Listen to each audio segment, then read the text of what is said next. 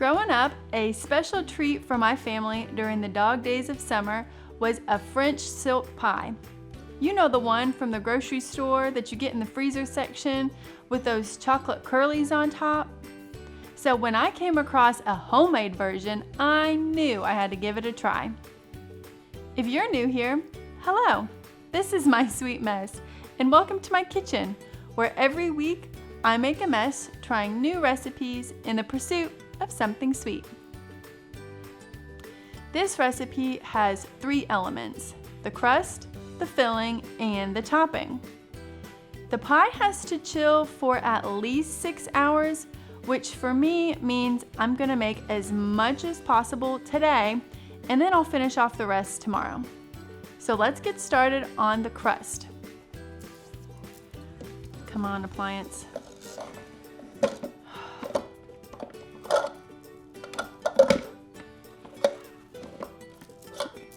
We're gonna do this one at a time.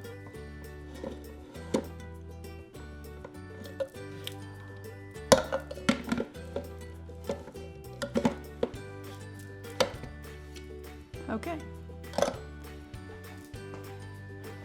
I'm gonna use a food processor for this step. If you don't have a food processor, put your Oreos in a plastic bag and crush them till they're really finely ground, then dump them in a bowl and stir in the melted butter. If you are gonna use a food processor, what you're looking for is really fine Oreo crumbs. And then we're gonna add in the melted butter and pulse that until everything is evenly moistened. And what we're looking for in the end is something close to like wet sand. And I don't know if you saw, I went ahead and used the whole Oreo, cream filling and all. I don't know about you, but that looks like wet sand to me. So I've got my 9-inch pie plate here. They suggested an extra deep pie plate, which makes sense. French silk pie's thick. I don't have an extra deep pie dish. I just have a regular deep pie dish. So that's what I'm gonna use. Oh, in case I forgot to say, I went ahead and lightly coated this pie plate in some cooking spray. Can I just say, this is taking me a lot longer than I expected it to. This is supposed to be the easy part. What the heck? Okay, crust complete. I'm gonna pop this bad boy into my preheated 350-degree oven for about 10 minutes, and then I'm gonna let it cool completely. In my small saucepan, I'm gonna whisk together the eggs and the granulated sugar. While this mixture is coming together, I'm gonna make sure to keep whisking constantly and have the heat on low. Otherwise, I'm gonna be making some sweet scrambled eggs, and that is not what we want.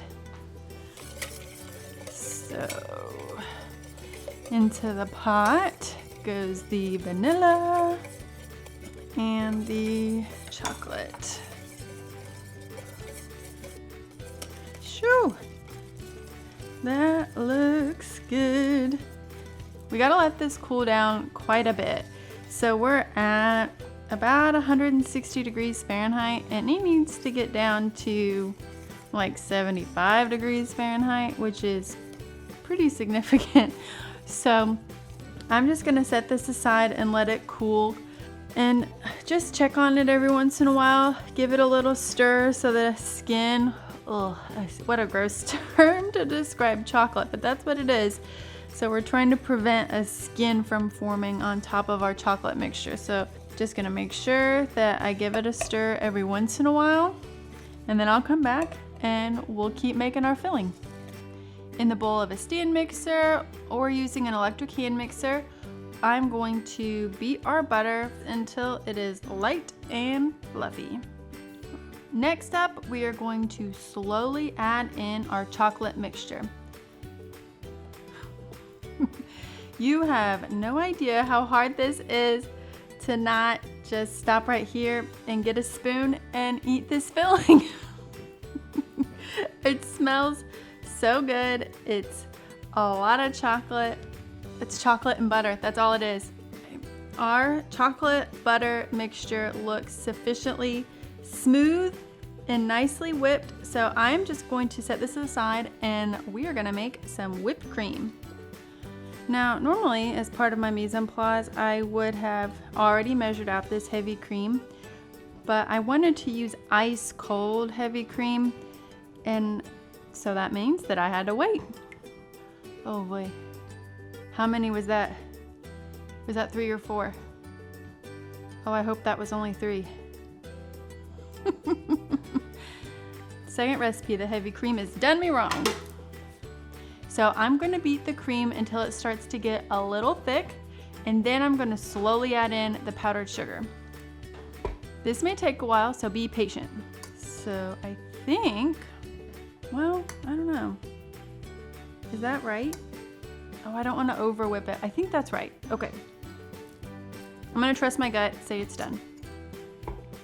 It's done. I'm putting the machine away. Now we need to fold the whipped cream into the whipped chocolate. Now I'm a little nervous about this, so I did some research. And according to the internet, we need to take about 1/3 or 1/4 of the whipped cream and stir that into the chocolate mix. According to the internet, this is not my term. This is called the sacrificial scoop, which sounds really dramatic, but that's what it's called, apparently.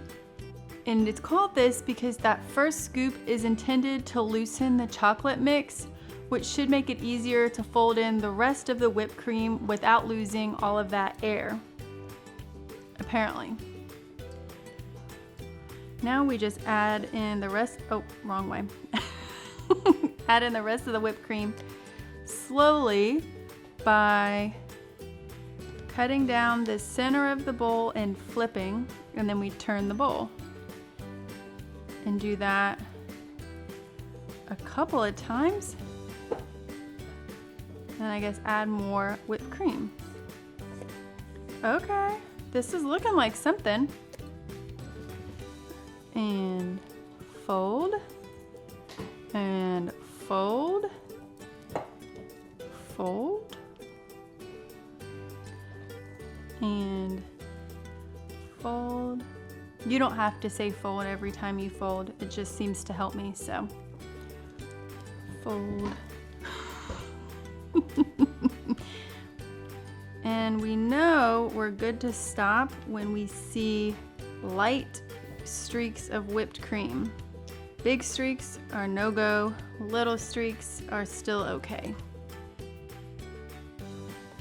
I think we're there. How about that? Now it is time for the fun part. Putting this in the crust. Oh man, I think this pie plate is way too small. Look at all of that. Oh no. It's never gonna be able to contain it. Oh gosh. I'm still going for it though. Oh my gosh. This looks absurd. The instructions are to then smooth out your filling, but I can't do that. It will spill out everywhere. Oh my gosh. Oh man. This looks ridiculous.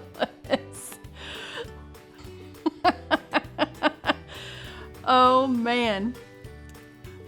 I still have to add a layer of whipped cream on top of this tomorrow.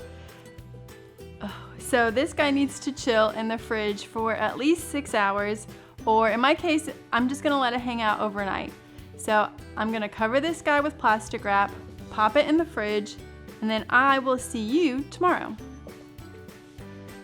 So I slept on it, and I think the filling to crust ratio is way off. Because my pie plate isn't deep enough, I think that my crust is probably a good thickness, but it needed to be taller based on the amount of filling there is. Because I mean, look at that. It is well over, I mean, it's like double the size it's double the size of the crust. So I think I'm just gonna scrape some of it off, and it looks like I didn't whip it enough. Oh my gosh, so much for it's okay to have a little streak. Yeesh. Maybe? Oh! Gosh, wouldn't that be something? After all this, and I end up spilling that. Yeah, I think that's better. Like, I'm cool with some of that, you know, with the filling being a little bit over the top, but I don't want it to be the way that it was. I think this was the right choice. And now that my crust to filling is much more proportionate, let's make the topping, which should come together super quickly. So in the bowl we have some ice cold or refrigerator cold heavy cream, some powdered sugar, and a splash of vanilla. And we're just gonna whip that on high until stiff peaks form. That looks good to me. Oh yeah, look at that. Heck yeah. Okay. Oh, I am so excited. You have no idea. It has been a full day waiting, and I want to taste this pie. By full day, I mean I started it yesterday. It's been a dream of mine since yesterday to try this pie. Now, if you want to make this super clean and fancy, you could use a piping bag to get your whipped cream on. I'm kind of enjoying this sort of organic, homemade feel that we've got to this pie, so I'm just going to use a good old spatula, and I want a little bit of that chocolate kind of poking through the edge. So if you notice, I'm not taking it all the way to the edge. I kind of like seeing the layers there. I don't know about you, but that is looking grocery store good. And last but not least, I have some chocolate shavings here. I took one of those, like the chocolate baking bars, and just took a potato peeler and kind of got some shavings here. Ooh, buddy, does that look delish? We had some bumps along the way, but I think I nailed it. That looks so good. Oh my gosh. Okay, let me get a plate.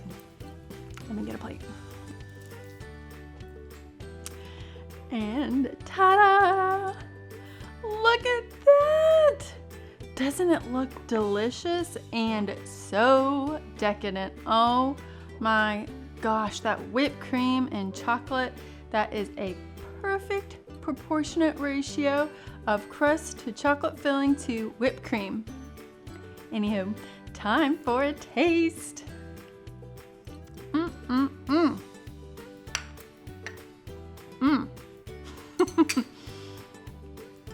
Yes.